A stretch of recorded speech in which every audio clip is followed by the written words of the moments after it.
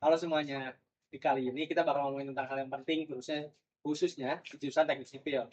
Apalagi teman-teman yang nantinya bakal jadi engineer di bidang pantai atau istilahnya coastal engineering.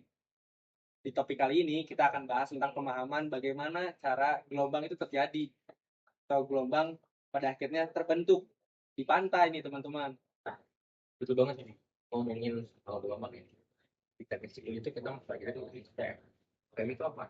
SPM itu adalah Shore Protection Manual, di mana kita bisa menghitung dengan perhitungan beberapa faktor dari Sebenarnya metode SPM ini bagus banget buat kita untuk melatih naluri keinsinyuran atau engineering feeling. Jadi kita tahu bagaimana dasarnya itu tentang terbentuknya gelombang sebelum loncat ke teknologi canggih. Cuman kalau ngomongin metode SPM nih, teman-teman yang lain, SPM ini metode yang benar-benar harus dipahami nih sebagai kita engineer khususnya di bidang pantai.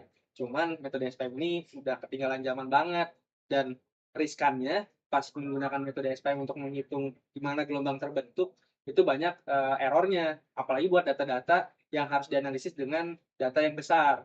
Nah, makanya di zaman sekarang ada yang namanya SWAN, yang dimana SWAN ini adalah model numerik yang dapat meramalkan gelombang pada saat di laut lepas maupun di menuju ke pesisir pantai. Yang dimana dari model numerik ini sangat membantu daripada SPM ini, yang dimana SPM ini kan harus dibaca grafik satu-satu. Nah, yang bagusnya, yang lebih kerennya lagi, Swan itu salah satu transformasi digital yang menjadi bagian salah satu big data gitu kan. Jadi Swan ini kita nggak perlu lagi download data secara manual atau menyortir data angin secara satu persatu dan manual gitu kan ya. Swan juga sudah menjadi satu bagian menjadi data global seperti ECMWF dan MOA. Wah, berarti efisien banget ya? Nah iya, dan cuman itu dari SWAN ini sebenarnya terintegrasi dengan AI dan machine learning, yang dimana dari model numerik ini yang awalnya di metode SPM kita hanya bisa membaca di satu titik, sekarang dengan SWOT ini kita bisa mengakses untuk seluruh areanya untuk peramalan global. Nah, kalau kayak gitu kan, ngomongin tentang AI, peran AI ini tuh gimana lagi sih? Nah, kalau misalnya peran AI yang ada di metode SWOT ini, pertama dia bisa ngedeteksi error yang terjadi ataupun kejanggalan yang ada di data yang terdapat pada peramalan gelombang kita. Okay. Tapi kita juga harus objektif kan, karena ada positifnya, pasti ada sisi negatifnya juga. Untuk positifnya kan datanya itu jadi lebih akurat, lalu efisiensi juga dalam bagian waktunya gitu kan. Nah, untuk negatifnya itu berarti kita bisa jadi ketergantungan dengan software canggih dan kualitas data inputnya. Kalau kita manja terus sama software kan khawatirnya kita pemahaman teori tentang data gelombang itu jadi berkurang. Setuju. Dan pakai SWOT itu butuh keahlian khusus ya. Apalagi kalau areanya itu luas, jadi komputasinya bakal berat lah.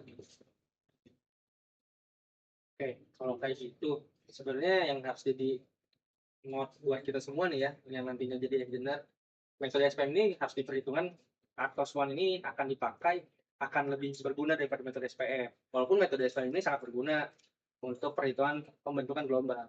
Tapi dengan adanya transformasi digital dan pada akhirnya pengembang aplikasi khususnya di engineer menggunakan SWOT ini, kita bisa memperhitungkan atau menganalisis si transformasi gelombang ini lebih akurat dan lebih efisien khususnya untuk pekerjaan kita nanti di bidang teknik sipil khususnya. Nah betul, terutama dengan metode SWOT ini yang awalnya visualisasi kita dalam bentuk dua dimensi atau dalam bentuk grafik untuk mengetahui peramalan gelombang, bisa divisualisasikan dalam bentuk tiga dimensi, bahkan yang awalnya hanya satu area saja ataupun satu titik dalam kita meninjau peramalan gelombang sekarang bisa divisualisasikan untuk seluruh areanya. Jadi memang benar ya, ternyata teknologi itu memang memudahkan kita. Tapi sepertinya untuk engineering feeling kita masih tetap harus diasah ya. Sepakat ya. Oke, mungkin kita akhiri ya obrolan malam ini hari ini. Sampai ketemu lagi di perbincangan teknik sipil selanjutnya. Bye. Bye.